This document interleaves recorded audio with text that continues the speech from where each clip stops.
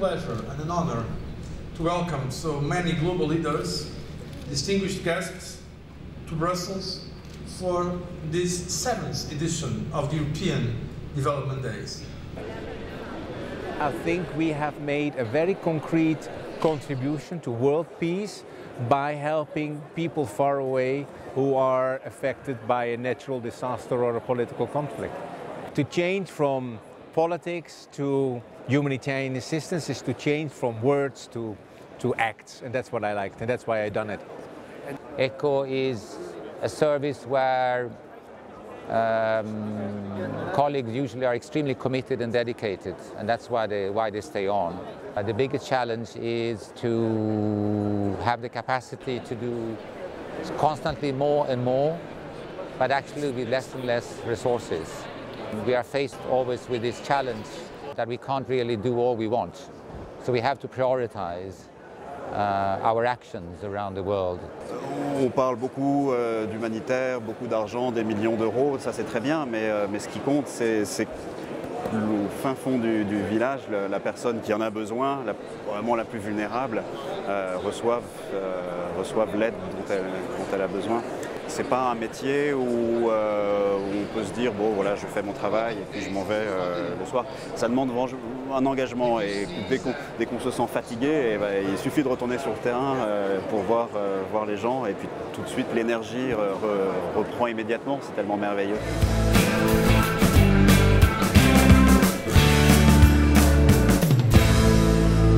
J'ai été santé et nutrition. Maintenant, nous avons un nutritionniste, mais avant, je faisais aussi la nutrition, qui est énorme dans le Sahel. Je veux dire, c'est 20, 25, 30, on n'a pas calculé, mais 40 000 enfants de sauvés qui seraient morts si on n'était pas intervenu sur la prise en charge de ces enfants mal nourris sévères.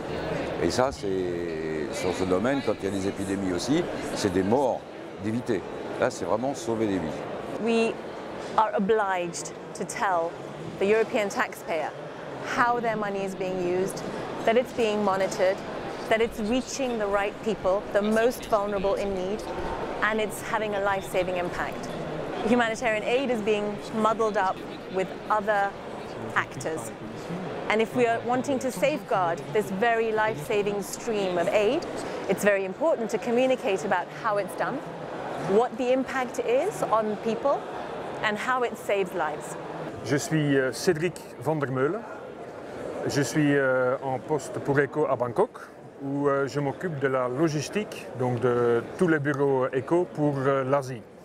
Quand j'ai commencé chez qu'ECHO, on était une soixantaine sur le terrain, on est maintenant 140. Donc oui, ça a quand même beaucoup grandi.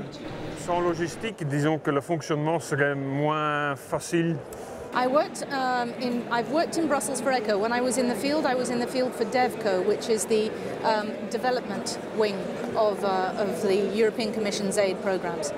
We keep people in the field all the time so that we can reach the disasters and the beneficiaries very soon after an event has occurred and make sure that we can get the aid there as fast as we can.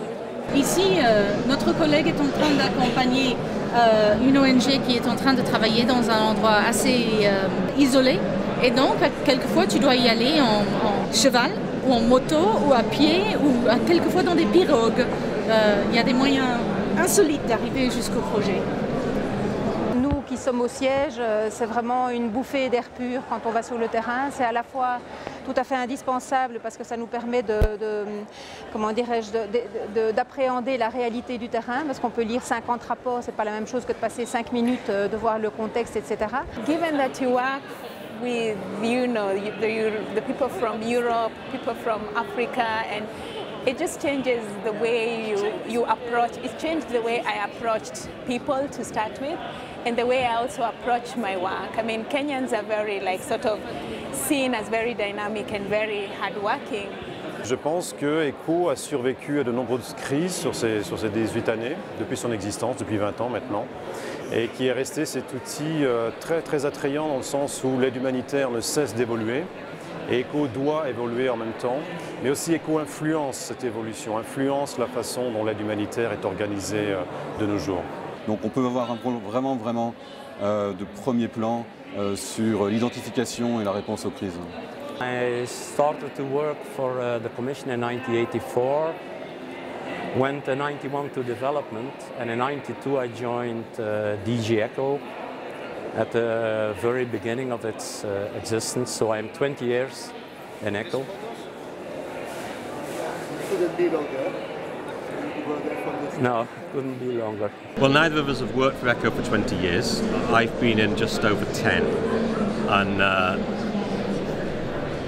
I recall a seminar about 10 years ago when we had a different director, and the question was asked from the floor to the director, next year we'll be 10 years old, so what are we doing to celebrate? What are we doing to mark it? And the director said, quite frankly, 10 years of ECHO, I'm not sure we should be celebrating. 10 years of continued humanitarian need in the world. Is it something we want to celebrate? And we didn't. So we have it. We're now 20 years old, and I think it's a fundamental question that we should also ask. Why our budget is being increased every year, why our field presence is being enlarged, why we are talking about more complex emergencies, more actors, more problems, more interference. So on the one hand, as Peter said, it's sad that we are still alive and growing, but on the other hand, it's good that parts of the world still care. I mean, that the European Union as a whole and the European Commission in particular are still engaged in very difficult and troubling moments for Europe, and that our budget has not been reduced, our field presence has not been cut, and that we are still engaged and pretty much concerned about the problems of others. 3, 2, 1. Happy birthday!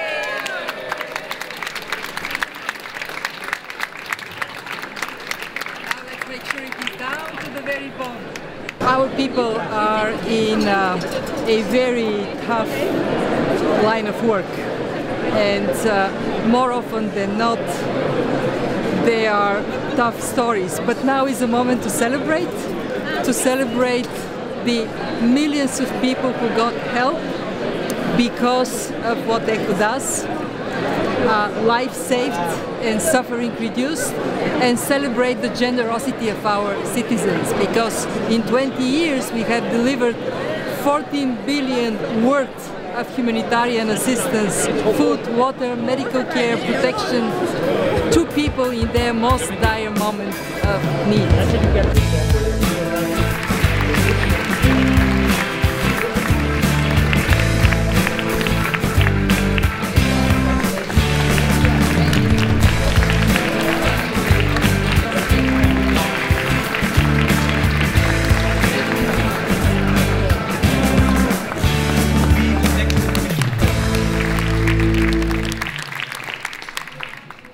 I have to say that, first of all, I have gotten to know a group of extremely dedicated, at times also emotional collaborators that really are burning for their job. They want to make a difference, they want to save lives, they want to improve the system, and this is a very nice experience.